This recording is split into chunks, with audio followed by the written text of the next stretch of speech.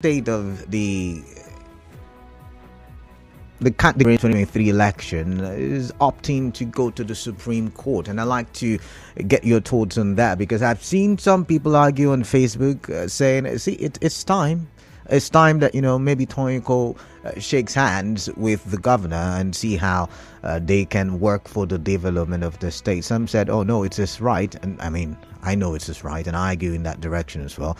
It is his right, to go all the way to the Supreme Court. However, the question that I want to ask on the show is, what will be good for the development of River State? Or better still, put it this way, what will be best for the development of River State? Because sometimes we have to make sacrifices. Sometimes we would have to let certain things go, or fight all the way, to make our state, to make our locality develop the way it should develop. So that's the first conversation, and it's supposed to be the last, but I brought it up because there's no much talking point. However, the next one is going to consume a lot of time, and it has got to do with the budget of renewed hope. So the president was at the National Assembly today, where he presented before the Senate and House of Reps, or should I just say the National Assembly, the budget for 2024. And I want to get your thoughts on that. And the reason why I want to get your thoughts on that is because I want to know if this renews your hope. I mean, did you watch the plenary? Did you watch the session? Is there something there that caught your attention? If you did not watch, I'm here. I'm just going to read, some part of that speech, the parts that will concern you and I, the parts that will be able to, help our conversation on the show. So I would start with where he said that the Nigerian economy has been resilient despite the fact that there have been a lot of challenges. And he said, see, the continuous inflation growth has got nothing to do with the inadequacies of the government, but rather, he said, see, the world economy, the global economy is also suffering due to the after effects of COVID-19, due to the current wars happening in several parts of the world, Ukraine, Russia, Israel, Hamas. He said all of these things are affecting the global economy, and if the global economy is affected, Nigeria is not exempted from the global economy. He said, but despite all of that, the economy has been resilient and Nigeria has been able to meet some of its obligations. For instance, he talked about how Nigeria was able to surpass the aggregate revenue that it hoped to get. It went beyond what it hoped to get. And it said they were able to meet certain obligations in the 2023 budget. He said distinguished senators and honorable members, an aggregate revenue of 45 trillion naira was projected to fund the 2023 budget of 24.82 trillion naira, with a deficit of about 6.1% of the GDP. As of September 30, the federal government's actual aggregate revenue inflow was 65 trillion naira, approximately 96% of the targeted 8.28 trillion naira. So despite the challenges, we continue to meet our obligations, the president said.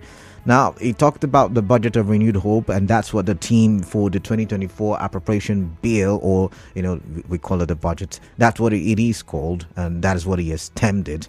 It said that the budget seeks to achieve job-rich economic growth, macroeconomic stability, a better investment environment, enhanced human capital development, as well as poverty reduction and greater access to social security. Now, I really need you to listen carefully, because once again, I'll ask the question, does this renew your hope? Does this, make you have some kind of confidence? And this is not the first time I'm asking these questions, but you see, for us to grow, there has to be some level of belief, and I'm hoping that we can get to that point. I'm also hoping that the government will have to show working, because you can have the people believing and you're not doing anything about it. There is no faith if there is no work. or faith with that work is dead. Anyways, let's move on. This one says, defense and internal security are accorded top priority. The internal security architecture will be overhauled to enhance law enforcement capabilities and safeguard lives, property, and investments across the country.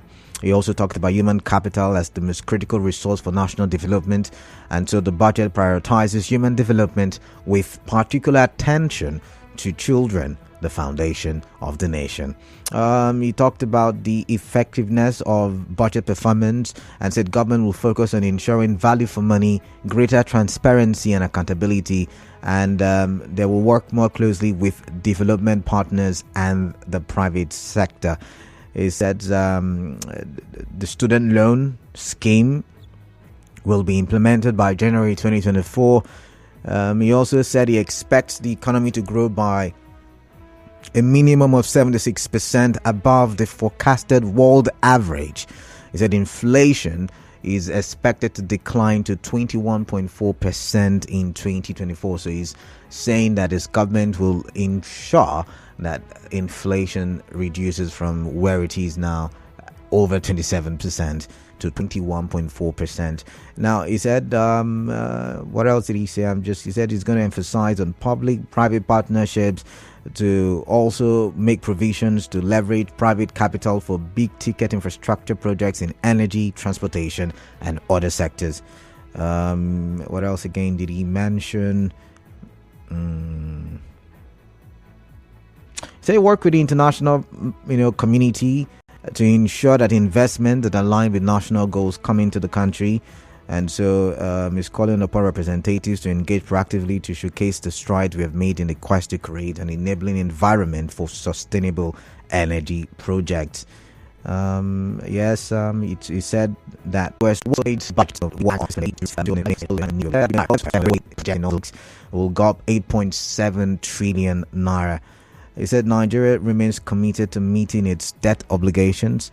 Projected debt service is 45% of the expected total revenue. So he's saying by the end of 2024, the country would have been able to pay 45%. That's almost half of its debt. All right. Yet again, some people say tall order. But what do you think about this? What do you think about this? So many other things, captured in the budget that I have not mentioned. He talked about the budget deficit. He said it's better than it was the last time. Last time the budget deficit was 6.11%. Right now it is 3.88%, even though the budget proposed for 2024 is way bigger than the budget proposed for 2023. Okay, so I'm looking. What else have I missed? It talked about to thrive in a fast-changing. It talked about break. I will read some more and then go to the next big story. Do stay with me.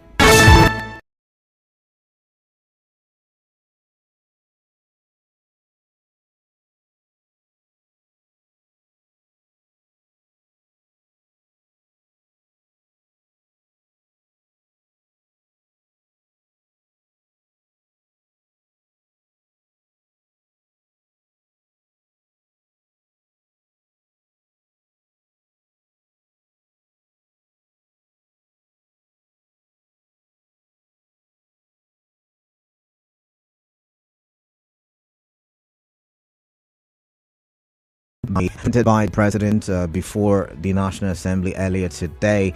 Okay, so I think I'm done. Okay, one more thing. He said that the National Assembly should do happy, and I'm guessing the refinery is a part of it. So what's your take on this? What's your thought on this very budget? And it's very interesting we talk about it because it will impact on our lives. It will influence the economy that would also influence our businesses and the cost of living and all of that stuff. So I'd like to get your thoughts. And to my final big story for today, I'm just going to quickly run through that one. The police has advised give David Okpara Elias General Tubaba to come out. They have encouraged him to come out, to come forward to prove his innocence in the killing of the DPO of Auda East Division. I'm talking about late SB Bakwang Bashin. The spokesperson of the command, SP Gresiringo Koko, said this in a statement while reacting to Tubaba's denial to the killing of SP Angbashim. Now, the statement said it is important for Tubaba to cooperate with law enforcement to ensure a thorough and transparent resolution of the matter. You would remember 2 days ago, he called into the show. I was shocked. I was surprised. However, he did call in. And he said, see, I'm not the one. I'm not the one who killed them. Before he called in, he had released, a recorded statement to the media. He had recorded his statement to the media, and he said, see, I don't know about the killing. The videos that you saw online, it was an old video. All those videos were old videos. I am being framed up. I'm being framed by, he mentioned names. I mean, I've done amnesty before. I'd given up on my arms, but the opposition did not, and they have been killing. And so I had to go back to, carrying arms. But it has nothing to do with bunkery. It has nothing to do with kidnapping. It has nothing to do with criminal activities. It has everything to do with protecting myself and my community, because I am a freedom fighter. However, the police is saying, come out and prove that you're a freedom fighter. Come out and prove that you did not kill Bako Angbashim. Come out and help the police get to the root of it. Now, the reason why I brought up this conversation is because I want, development to be the experience of the people living and doing business in our East local government area of River State. And peace is, paramount, is priceless, is very instrumental to that happening in that area. So, I don't know, maybe he's still listening. Maybe he's still listening. If he is listening, I want to join the police and call him to come help us. I want to practice what I preach, because I know a lot of people do not believe what he has said. I also do not believe what he has said, but I want to practice what I preach, which is that, everybody is innocent until proven guilty. So, I'm going to practice that. I may not believe you, Tubaba, but, you could prove me wrong. All right. So those are the three big stories. It is the bottom of the hour, and it's time for me to open the phone lines and hear what you've got to say concerning the big three stories. Remember, once again, we're live on Facebook, Nigeria Info PH. We're live on YouTube, Nigeria Info PH, and we are active on X, Nigeria Info PH. And I'm somewhat excited today because I feel we're going to have a very good conversation for development, like we always do. If you're watching on Facebook, you can see me smiling and giggling at the same time. But hey, 0817 923 0002 and 0817 923 0003. For WhatsApp messages, use the WhatsApp number 0809 0306 What is on your mind? I like to know. I like to hear from you. I like us to talk for development. Once again, the numbers 0817 923 0002 and 0817 923 0003. So while I'm waiting for the call screener, let's start with WhatsApp. The messages there. Sean says, greetings, Canada. I listened to the budget presentation. To me, it was just big talk. One of the people who says it is a tall order. Okay, is that it is just big talk.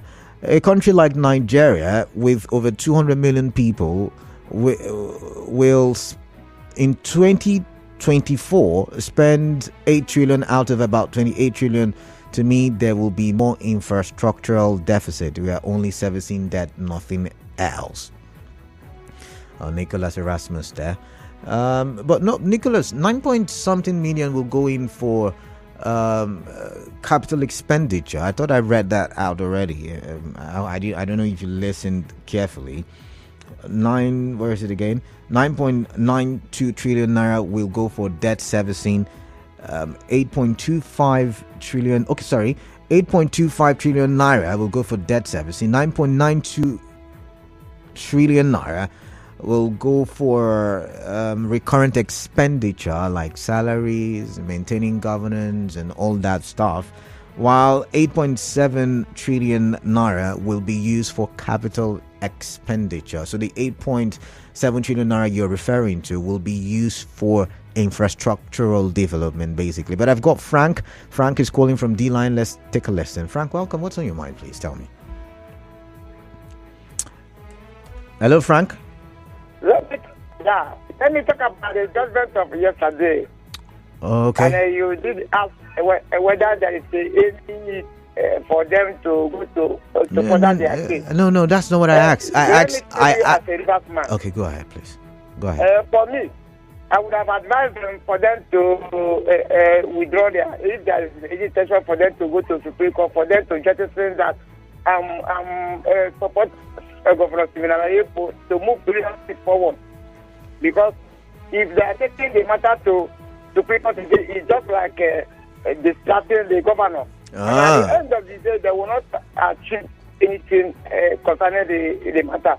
So my own is advice to them for them to jettison the matter and help Fubara to move forward. We are one river state. The Fubara is a rivers man. Tonye rivers man. Itubo rivers woman. So one river. So there's no need. Another time they can contest. Maybe rivers people will vote for any of them. All right. This is my comment this afternoon. Thank you. Thank you very much. I've got Ida from Inkoro. Ida, welcome. What is on your mind, please? I agree with you, especially. I agree with you, right? I agree with the last caller. It's one river state. I know everybody has our own right.